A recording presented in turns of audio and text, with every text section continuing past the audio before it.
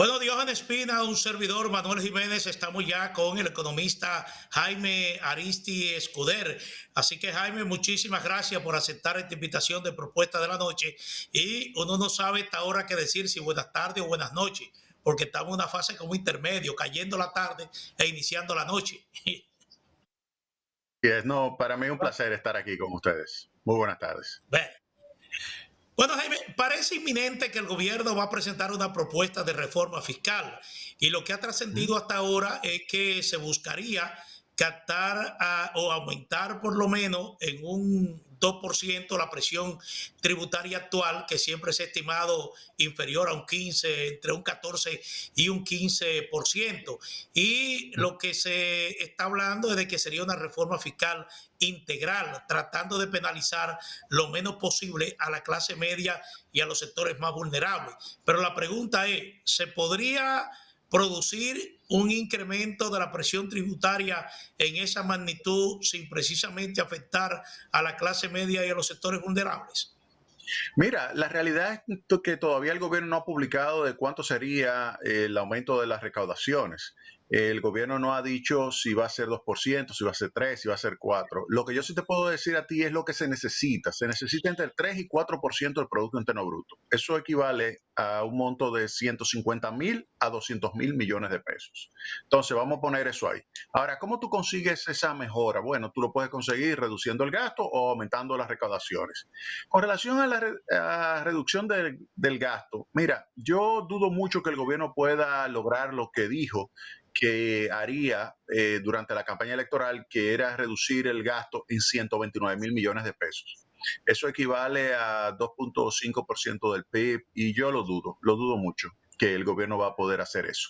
De hecho, este año el gobierno tenía previsto vender activos por alrededor de 89.000 millones de pesos y por eso había señalado que el déficit va a ser de alrededor del 3% del PIB. Yo lo dudo que eso ocurra y al final el déficit va a estar más cercano del 5% que del 3%.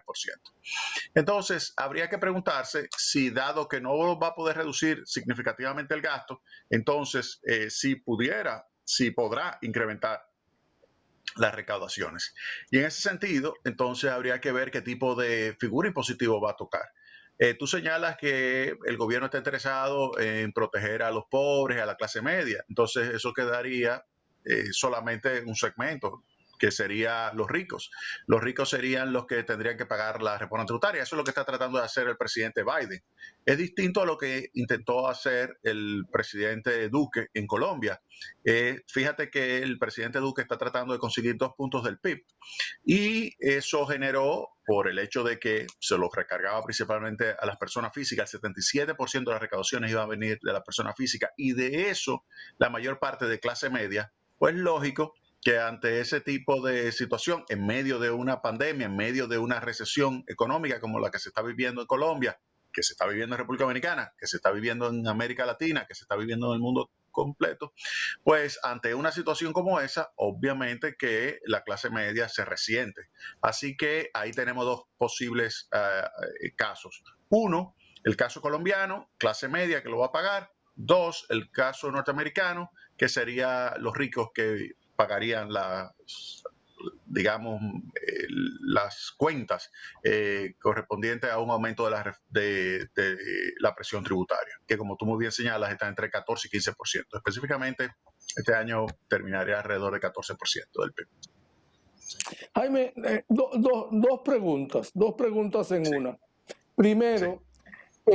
usted acaba de decir que el gobierno había planteado lograr reducciones del gasto de alrededor de 128.000 millones. Hasta ahora, y la primera pregunta es esa, hasta ahora, ¿qué dicen las proyecciones en materia de reducción del gasto? Y la Mira, segunda es, para hacer las dos juntas así, y la segunda es si aquí en República Dominicana hay espacio para plantear una reforma diferente a la que se ha planteado en Colombia. Ok, mira, con relación a la primera parte, el gasto de capital está muy por debajo de lo que se había establecido en el presupuesto. En el presupuesto se había establecido un gasto mensual de 10.000 millones de pesos mensual, es decir, 120,000 millones de pesos al año. Y pues al mes de abril, a la tercera semana de abril, se había invertido 12,000 millones de pesos, es decir, que en vez de 40 o un poco menos de 40, lo que se ha invertido es 12,000 millones de pesos. Eso te dice a ti que lo que se está invirtiendo es alrededor del 32%, tomando en consideración el ajuste que habría que hacer para que sea simplemente la tercera semana de abril en términos de la proyección también del presupuesto. Es decir, que lo que se está gastando es considerablemente menor que lo que se debería estar gastando, pero eso es gasto de capital, un gasto que ya incluso se financió porque el gobierno emitió los títulos en los mercados internacionales para financiar esa inversión. Si el gobierno decide no ejecutar esa inversión, entonces lo que estaría sucediendo es sencillamente que estaría quitándole capacidad de crecimiento a la economía durante este año 2021. Por eso lo ideal es que el gobierno ejecute su inversión y si quiere hacer algún tipo de ahorro, que lo haga por el lado del nivel de gasto corriente, que ese es un punto ahí importante. El nivel de gasto corriente no se está comportando como el gasto de capital. Es decir, que el gasto corriente sí está aumentando, pero lo que está bien restringido es el gasto de capital, que es el que explica el mayor ritmo de crecimiento de la economía, porque es el que se complementa con la inversión privada. Así que mi recomendación con relación a eso es que en vez de estar tratando de hacer el ajuste de las finanzas públicas, reduciendo la inversión pública, que traten de reducir el gasto corriente. Primera pregunta. Con relación a la segunda, si hay algo distinto, si hay posibilidad de hacer algo distinto a lo de Colombia, es difícil realmente, porque aquí habría que preguntarse si se va a poder grabar con la magnitud que se estaría grabando en los Estados Unidos a los ricos, por ejemplo. En los Estados Unidos el nivel de impuesto actual a la ganancia de capital es alrededor del 23%, 20% más 3% que tiene que ver con el payroll tax. Entonces, y eso se está pensando incrementar a 43%. Entonces, cuando tú tienes un incremento de esa magnitud, tú sabes que le estás golpeando fuertemente a grupos de poder. Entonces, la pregunta es, ¿el gobierno dominicano tiene la capacidad de hacerlo? Yo no lo sé. Yo tendría que analizarlo con más profundidad, a ver si es posible pasar una reforma tributaria de esa magnitud. Mira, yo he participado prácticamente todas las reformas tributarias de 1990, que fue cuando regresé de hacer mis estudios de doctorado en el extranjero. Y viendo cómo se manejan los grupos de poder durante los procesos de negociación de las reformas impositivas, yo dudaría mucho que el gobierno de Luis Abinader tenga éxito pasando una reforma tributaria con características como la que está tratando de pasar el presidente Biden. Esa sería mi respuesta. Sí, Jaime, aunque en cierta medida abordó el tema sobre la pregunta que te voy a formular durante la primera pregunta, yo quiero insistir sobre el tema de la orientación de esta reforma fiscal, porque hay una realidad, y la realidad es que se trata de un gobierno que ha sembrado muchas expectativas con el anuncio de grandes proyectos de infraestructura, en un marco donde ya se ha adelantado de que el 28% de los ingresos se está destinando al pago de los intereses de la deuda externa, por un lado. Y por el otro lado, tenemos que se está enfrentando una pandemia, una crisis generada por una crisis sanitaria que todavía está vigente. Pero yo quería insistir sobre esto porque la verdad es que hay una realidad concreta que obliga a que el gobierno tenga que captar mayores recursos. Ahora, yo insisto en la pregunta, la orientación de esta reforma fiscal, ¿cuál sería? No, una reforma totalmente tributaria. Olvídate del gasto. No. Tú no tienes posibilidad de reducir el gasto. Tú pudieras reducir 2 o 3 mil millones de pesos de ese gasto, pero no va a ser posible. Es que fue una ficción eso decir que se estaba despilfarrando los recursos. No. Y si tú te ahorras, pone que tú te ahorras al final 5,000 millones de pesos. Esos 5,000 millones de pesos inmediatamente encuentran oficio, inmediatamente. Entonces tú tienes que irte obligatoriamente a la reforma tributaria, aumento de los impuestos. Entonces, aquí hay que poner sobre la mesa, ¿qué es lo que tú vas a hacer? En primer lugar, tú sabes que el 50% de las recaudaciones de ITEVI se pierden por evasión. Pero lo mismo sucede con impuestos sobre la renta de personas físicas y personas jurídicas, más de la mitad se pierde. Entonces, ante esa situación, tú dices, bueno, yo voy a subir tasa en esta coyuntura. No. ¿Por qué? Porque ese 18% ya se encuentra por encima del promedio de América Latina, que es una tasa del 15% para el IVA.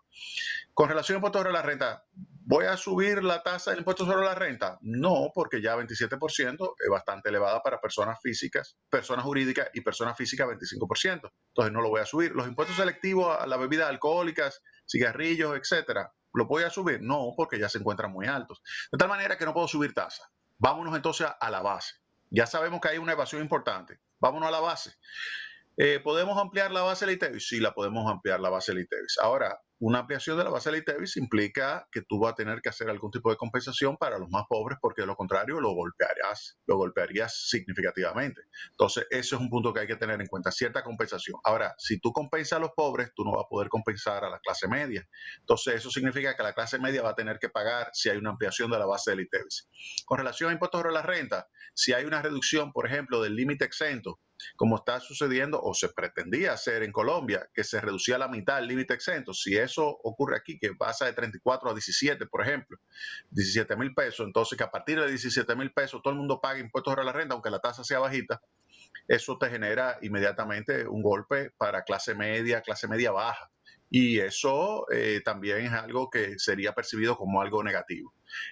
Así que yo lo que digo es que hay que hacer una reforma por el lado tributario. El Fondo Monetario Internacional, en su revisión que acaba de hacer, el artículo 4, entre las reformas que pone, la segunda inmediatamente habla de la reforma tributaria y habla de la ampliación de la base, habla también de la reducción de las exenciones. Aquí tiene que pagar impuestos todo el mundo, no puede ser que paguemos unos cuantos y otros no, porque por eso se explica que teniendo tasas tan altas, pues la presión tributaria sea solamente de 14, porque hay un monto grande, más de 4% del Producto Interno Bruto de gasto tributario, donde 2 de esos 4 pudiera utilizar como recaudación. O sea que todo eso habría que ponerlo. Con relación a lo que tú señalabas, y yo creo que es un muy buen punto de tu parte, de todas las promesas que ha hecho el gobierno en materia de inversión pública, eso es un problema. ¿Por qué? Porque el gobierno no está ejecutando nada.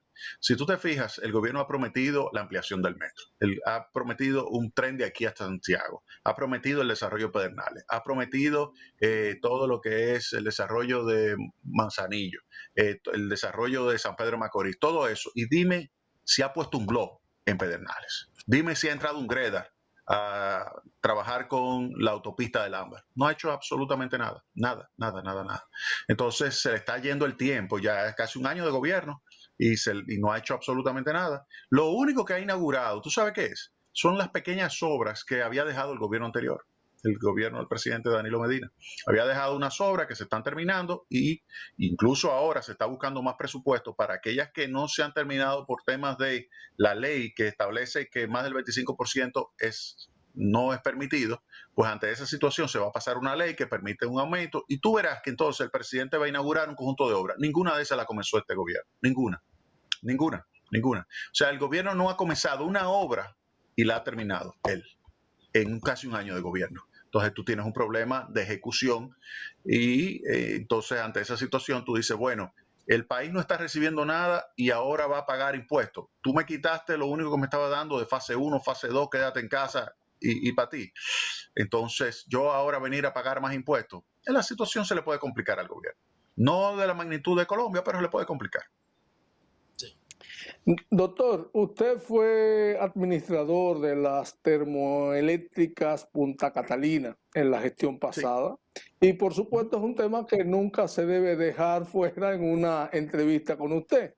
El ministro de Energía y Minas, Antonio Almontes, ha dicho recientemente que estas termoeléctricas pasarían a un fideicomiso público para que puedan operar como una entidad independiente en el mercado eléctrico de la República Dominicana. ¿Qué implica este cambio en la estructura eléctrica en la República Dominicana? Mira, desde el inicio que se comenzó el proyecto de Punta Catalina, se sabía que iba a trabajar como un ente independiente. Nosotros evaluamos fideicomiso o una sociedad anónima. y nos dimos cuenta de que era mejor una sociedad anónima. Y entonces preparamos los estatutos, preparamos todo el sistema de software que va a utilizarse para operar la empresa, preparamos al personal que iba a estar operando administrativamente, contablemente, financieramente la empresa. Lamentablemente que todo ese equipo ellos lo despidieron. Y ahora, como nosotros le dejamos listo todo lo que es la incorporación como sociedad anónima, ellos se están yendo hacia el fideicomiso. Aquí lo importante es lo siguiente. Nosotros teníamos que la propiedad de esas acciones que iba a emitir la sociedad anónima Central Termoeléctrica Punta Catalina S.A., esas acciones iban a estar en manos de la CDE, el Estado, y del FOMPER, que es el Estado. ¿Qué sucede? Ellos lo que van a hacer ahora es colocar las acciones o las participaciones del fideicomiso en manos de quién? De las 3 distribuidoras. Pero ¿qué sucede? Las 3 distribuidoras son fácilmente embargables. Las 3 distribuidoras tienen déficit. Las 3 distribuidoras valen cero. Cualquiera que entre a embargar, va a embargar el principal activo que tendrían las distribuidoras. ¿Y cuál es el principal activo que tendrían las distribuidoras en las manos? La Central Termoeléctrica Punta Catalina. Entonces sería poner una estructura de capital muy débil alrededor de Punta Catalina. Por eso nosotros pensábamos en hacer una estructura en la cual una parte de la posición patrimonial estaba en CDE, que era el Estado, otra parte en el FOMPER, que era el Estado. Y tú me dirás, pero las sedes del Estado, no, las sedes son compañías, son sociedades anónimas, que el 100% de las acciones está en manos del Estado. ¿Ves la diferencia? Está en manos del Estado, pero son empresas sumamente deficitarias, cuyo patrimonio es negativo. Y tú le vas a hacer ahora una inyección de capital que va a constituirse cuando tú crees ya la Central Termoeléctrica Punta Catalina. Ahora, lo que sí es importante de Punta Catalina no es eso. Lo que es importante es que está supliendo entre el 30 y el 35% de toda la electricidad de la República Dominicana, del Sistema Eléctrico Nacional Interconectado, para ser más preciso. Lo está supliendo a unos precios sumamente competitivos. Ha reducido de una forma dramática, importante, el precio del mercado spot y ha generado ingresos que cuando tú lo anualizas están en el entorno de $500 millones al año. Y te va a generar beneficios de $250 millones. Claro, hubo situaciones donde salió en algún momento, pero si tú lo anualizas, esa es la magnitud de Punta Catalina. Y ha ayudado a que otras empresas que estaban produciendo electricidad utilizando diésel a un alto costo, hasta 22 centavos, ahora estén produciendo a 11 centavos de dólar el kilovatio, Bueno, lo cual significa que Punta Catalina le ha ayudado a reducir los costos de adquisición de electricidad a las 3 empresas distribuidoras de electricidad, ahorrándole alrededor de $200 millones al año. Eso es Punta Catalina. Bueno, Jaime, cuando se conversa contigo siempre surge la inquietud de muchas otras preguntas, pero el tiempo en televisión es un dictador y usted lo sabe. Así que hemos llegado al final de esta interesante entrevista con el economista Jaime Aristi Escudero. Así que muchísimas gracias, Jaime, por aceptar esta invitación de Propuesta de la Noche. Un placer. Bye bye.